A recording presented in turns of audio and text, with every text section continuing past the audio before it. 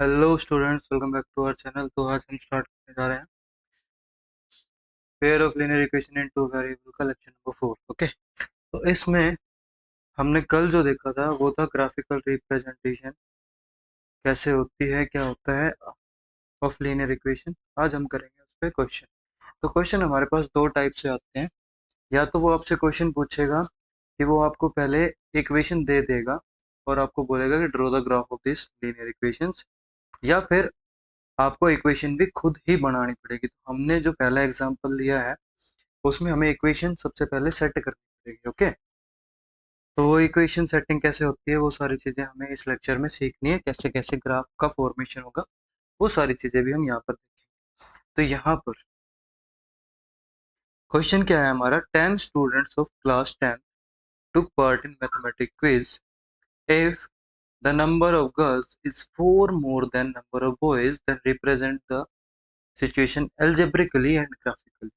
Algebraically भी represent करनी है और ग्राफिकली भी रिप्रेजेंट करनी है हमने ये सिचुएशन। ओके, तो सबसे पहले हम उसको एल्जेब्रिकली रिप्रेजेंट करेंगे and then we will come to graphically. Okay, अब उसने बोला है 10 स्टूडेंट्स, कितने स्टूडेंट्स टोटल, 10 स्टूडेंट्स। अब 10 स्टूडेंट्स जैसे ही उसने बोला तो हमारे माइंड में क्या आएगा कि भाई उन 10 स्टूडेंट्स में कुछ नंबर तो होंगे नंबर ऑफ गर्ल्स और कुछ होंगे नंबर ऑफ बॉयज। तो हम अज्यूम कर लेते हैं let number of girls will be equals to x. हमने मान लिया कि नंबर ऑफ गर्ल्स कितनी है, x. Then number of boys will be equals to y. अब ये दो चीजें हमने अज्यूम की है, तो जो चीज हम अज्यूम करेंगे सबसे पहले हमें उसको इंट्रोड्यूस करना पड़ता है। तो यहाँ पर मैंने एक्स को इंट्रोड्यूस कैसे किया है, x is the number of girls, y is the number of boys. Okay, अब यहाँ पर अकॉर्डिंग टू क्वेश्चन को मैं लिखता हूँ ए टी क्यू से। ओके, अकॉर्डिंग टू क्वेश्चन क्या बोला गया है, there are 10 students of class 10। तो टोटल 10 स्टूडेंट्स हैं, मतलब number of boys plus number of girls total कितने हैं, 10। तो हमारा एक्स नंबर ऑफ गर्ल्स है जो plus y will be equals to 10। तो ये हमारी क्या हो जाएगी, फर्स्ट एल्जेब्रिक इक्वेशन हो जाएगी। ओके, अब सेकंड एल्जेब्रिक इक्वेशन क्या बोला उसने, if the number of girls क्या है हमारी, x is 4 more than number of boys. Number of girls कितनी ज्यादा है बॉयज से, 4 ज्यादा है। तो ये हमारी कौन सी इक्वेशन हो गई, equation number 2। If the number of girls is 4 more than number of boys, तो हमारी सेकंड इक्वेशन क्या बनेगी, एक्स और वाई को एक साइड साथ लेते हैं तो x minus y is equals to 4। ये हमारी सेकंड इक्वेशन। अब उसने हमें एल्जेब्रिकली तो डिनोट कर दिया हमने हमारी इक्वेशन को। हमारी एल्जेब्रिकल इक्वेशंस क्या क्या आई बेटा, x plus y is equals to 10, this is equation 1, and x minus y is equals to 4, this is our equation 2। अब हमने algebraically डिनोट कर दिया, अब वो बोल रहा है कि इनको ग्राफिकली भी डिनोट करें। तो ग्राफिकल डिनोटेशन के लिए हम क्या करते हैं, हम सबसे पहले कोऑर्डिनेट एक्सिस का फॉर्मेशन करेंगे। तो मैंने यहाँ पर पहले से ही लाइन बना रखी है, तो सबसे पहले हम कोऑर्डिनेट एक्सिस बनाएंगे और उनके पॉइंट्स को नाम देंगे। ओके,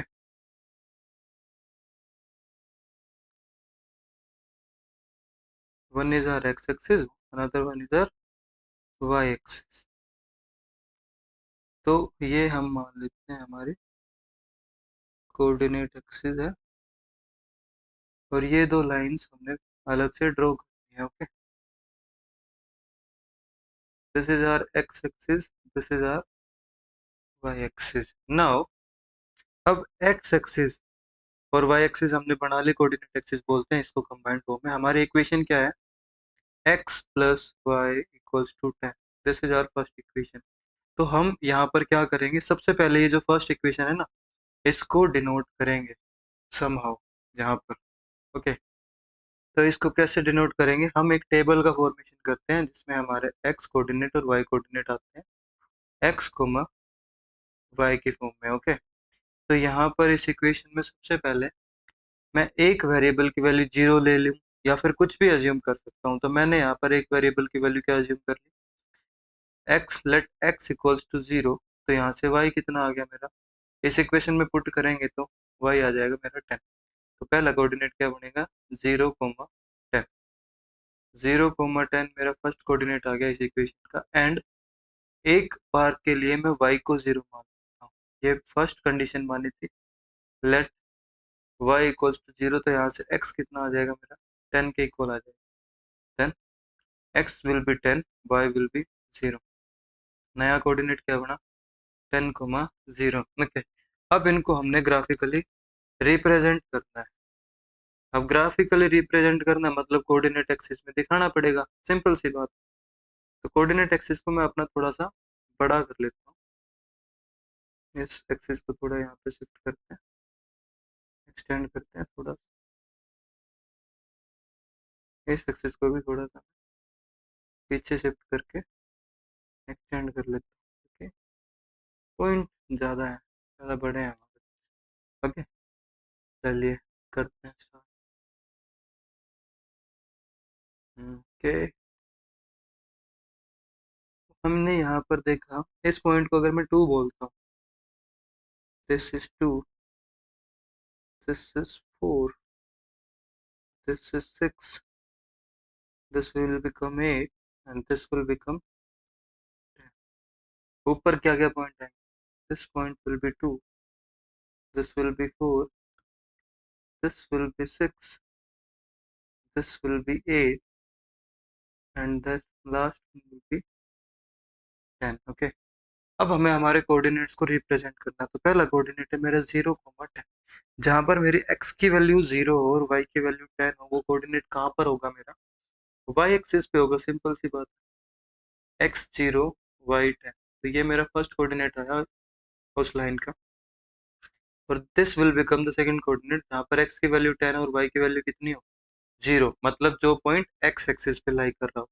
अब हमें कुछ नहीं करना है, हम बस एक स्ट्रेट लाइन ड्रॉ करेंगे जो इन दोनों पॉइंट से पास कर रही होगी। ओके, मैंने ऑलरेडी स्ट्रेट लाइन बना रखी है, बस उसको ज्वाइन करवाना है इन दोनों पॉइंट से म्यूचुअली, और हमें हमारे पॉइंट की क्या मिल जाएगी, इक्वेशन मिल जाएगी। हमारी लाइन की क्या मिल गई, हमें इक्वेशन मिल गई, जो कि ग्राफिकली कुछ ऐसा दिखेगा। ये कौन सी लाइन है हमारी, x plus y is equals to, ये हमारी फर्स्ट इक्वेशन का ग्राफ आ गया। अब हमें फर्स्ट इक्वेशन के साथ साथ किस इक्वेशन का भी ग्राफ बनाना है, सेकंड इक्वेशन का भी तो बनाना है भाई साहब। तो चलिए बनाते हैं। अब यहाँ पर है x minus y is equals to 4, जो कि है हमारी सेकंड इक्वेशन। अब इसका ग्राफ बनाएंगे तो फिर से सेम टेबल बनेगी, x और y में एक टेबल बनाएंगे, x let x equals to 0। तो y की वैल्यू कितनी आएगी, -4, क्या आया 0, y आया -4। Let y equals to 0, x की वैल्यू कितनी आएगी 4, y 0 लिया तो हमने x कितना आया हमारा 4। दो पॉइंट बने 0, -4 एंड 4,0। तो चलिए इन पॉइंट्स को सबसे पहले डिनोट करते हैं नंबर लाइन पे। तो ये हमारा हो जाएगा, नीचे की तरफ है तो -2, ये आया -4, this will be -6 and so. इधर की तरफ x एक्सिस में नेगेटिव आएगा तो -2, -4, -6, -8, ऐसे करके चलेगा। अब हमें पॉइंट डिनोट कौन कौन से करते हैं बेटा, 0, -, जहां पर x 0 और y हो -4, तो ये पॉइंट होगा, this point will be 0, -4। x की वैल्यू 4, y की वैल्यू 0, ये पॉइंट होगा, दैट विल बी 4,0। ओके, यही होगा। अब ये पॉइंट हुआ। अब ऐसी लाइन जो इन दोनों पॉइंट से पास हो, वो लाइन हम बनाएंगे। तो मैंने ऑलरेडी लाइन बना रखी है, बस उनको ज्वाइन करवाना है समहाउ। तो यस। ये हमारी वो लाइन हो गई जो 0, -4 और 4, 0 से पास हो रही है। तो ये पॉइंट क्या है हमारा, ये लाइन क्या है हमारी, x - y is equals to 4, जो कि हमारी क्या थी, सेकंड इक्वेशन। अब हमने यहाँ पर देखा कि ये दोनों लाइन क्या कर रही है, इंटरसेक्ट कर रही है। तो ये पॉइंट क्या हो गया इनका, पॉइंट ऑफ इंटरसेक्शन। क्या हो गया, पॉइंट ऑफ इंटरसेक्शन। अब जैसे ये पॉइंट ऑफ इंटरसेक्शन आया ना, तो हमारे माइंड में एक चीज और आनी चाहिए कि भैया पॉइंट ऑफ इंटरसेक्शन तो आ गया, कल हमने एक कंडीशन देखी थी,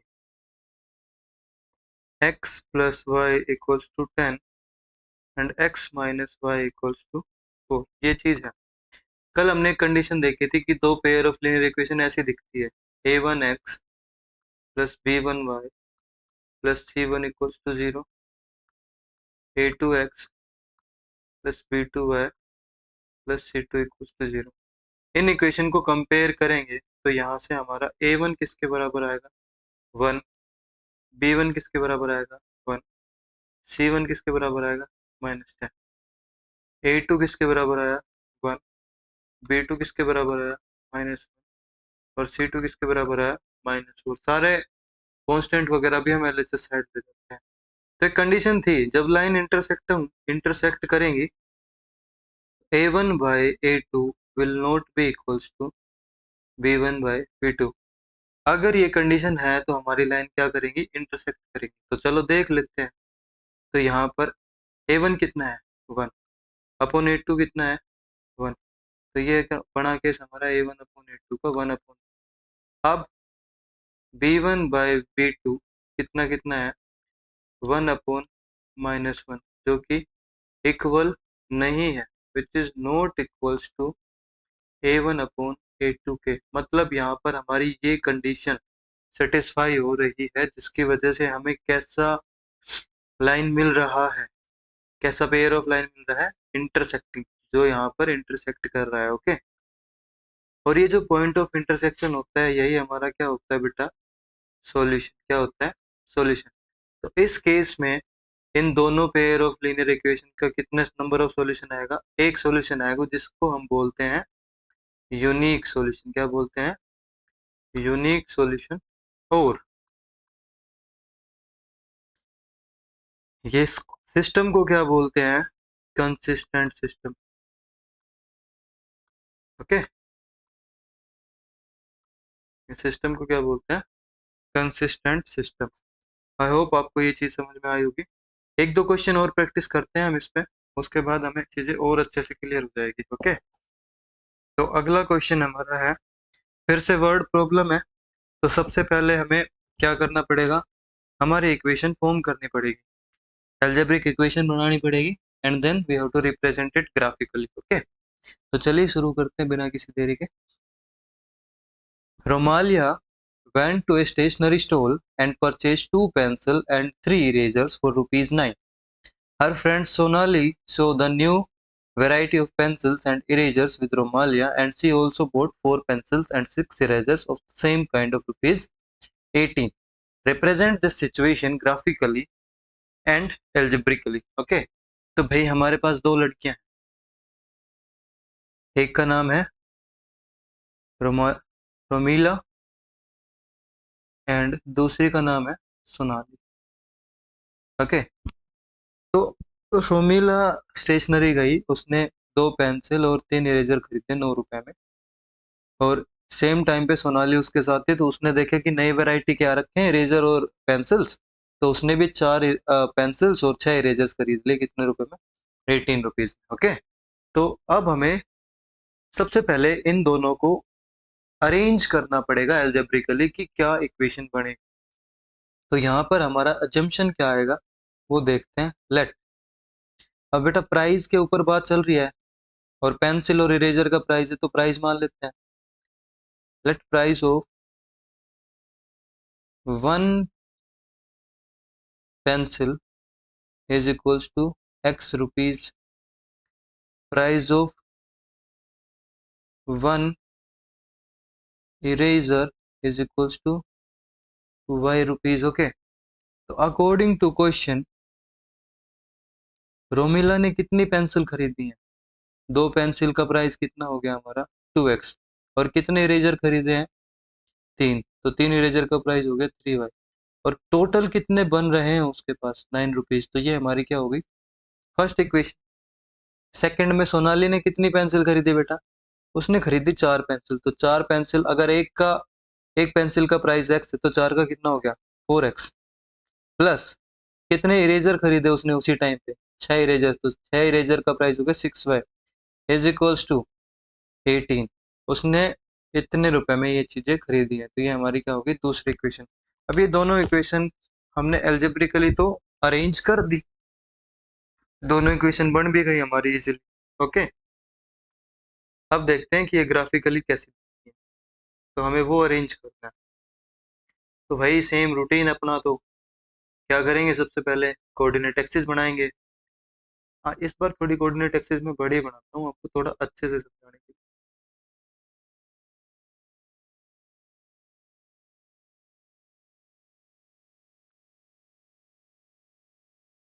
ये हमारी वाई एक्सिस बनेगी।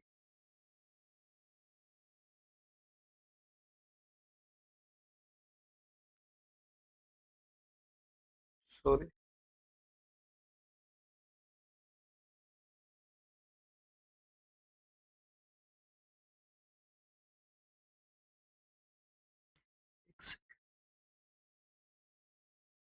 हम्म,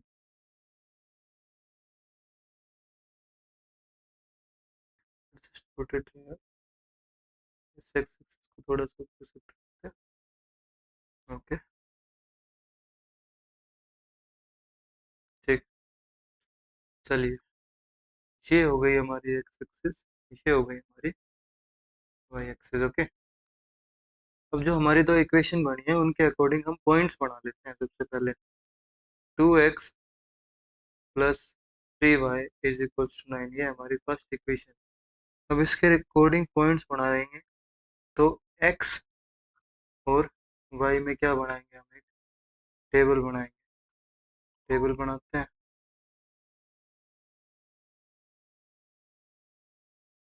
चलिए यहाँ पर सबसे पहले x को 0 पुट कर देते हैं। x को 0 पुट करेंगे, लेट x इक्वल्स टू 0।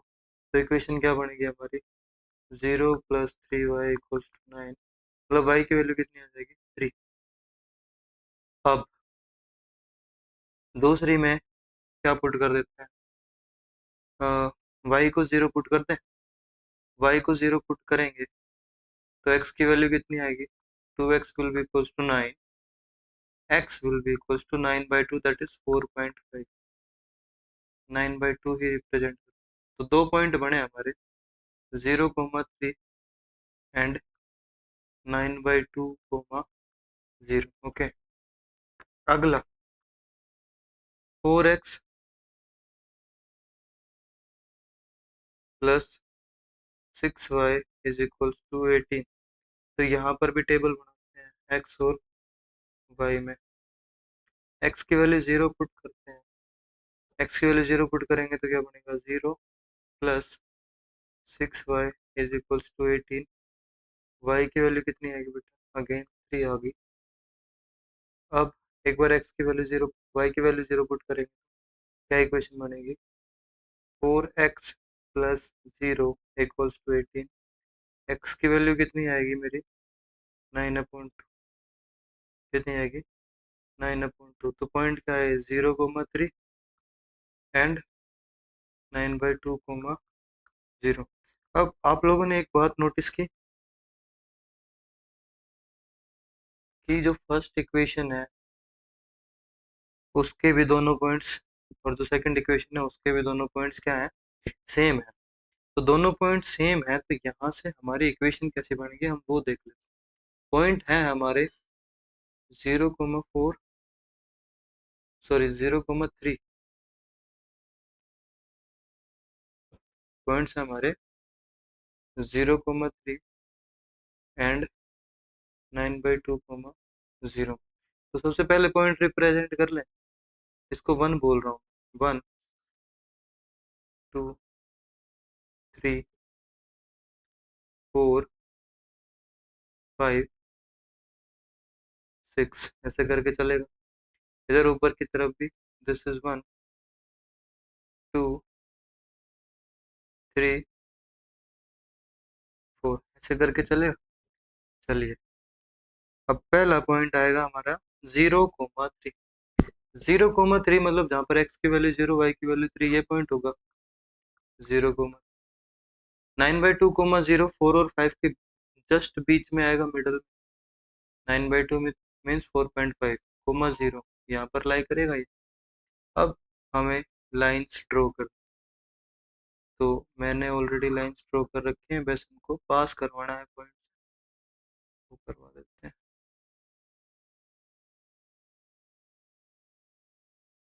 क्या मेरी पहली लाइन ऐसी ही कुछ बनेगी क्या? 110%, यस ऐसा ही बने।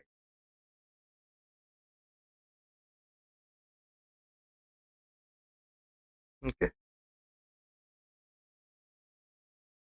ये यहाँ से पास। ये मेरी कौन सी लाइन आएगी बेटा?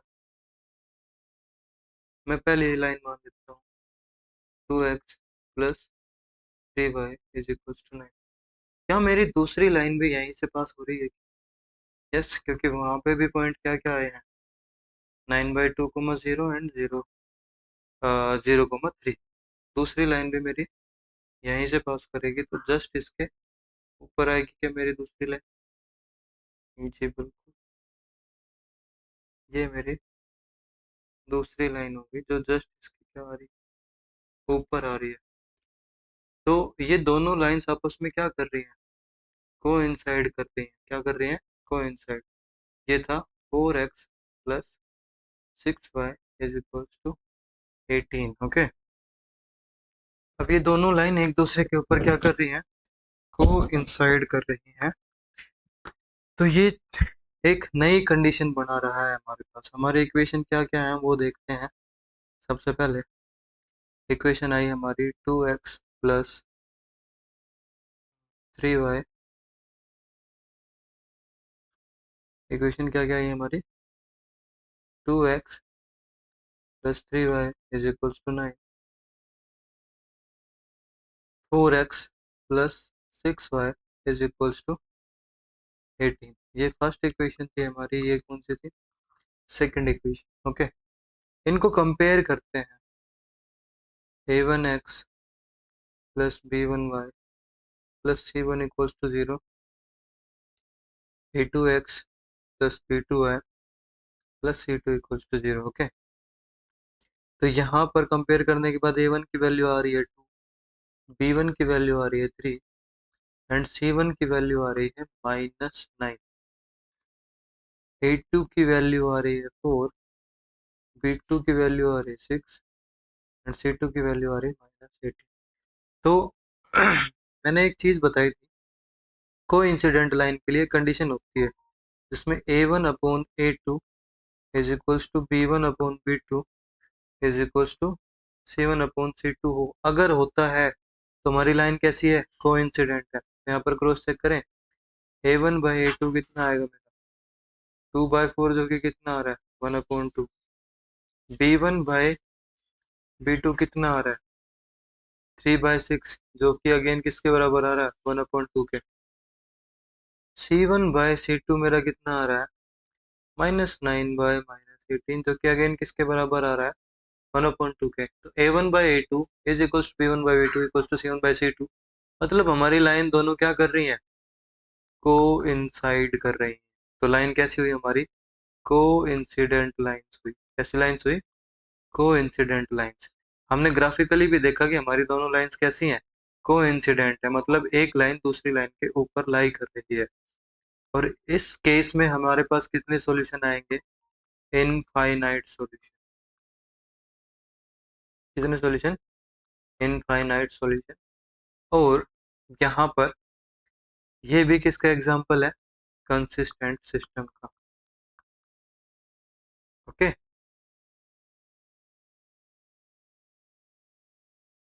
अब हमारे पास एक टाइप का सिस्टम और बचता है जो कि है इनकंसिस्टेंट सिस्टम। तो कंसिस्टेंट सिस्टम क्या होते हैं, इंटरसेक्टिंग लाइंस क्या होती हैं, उनका ग्राफ कैसे बनता है, वो सारी चीजें हम इस लेक्चर में देख चुके हैं।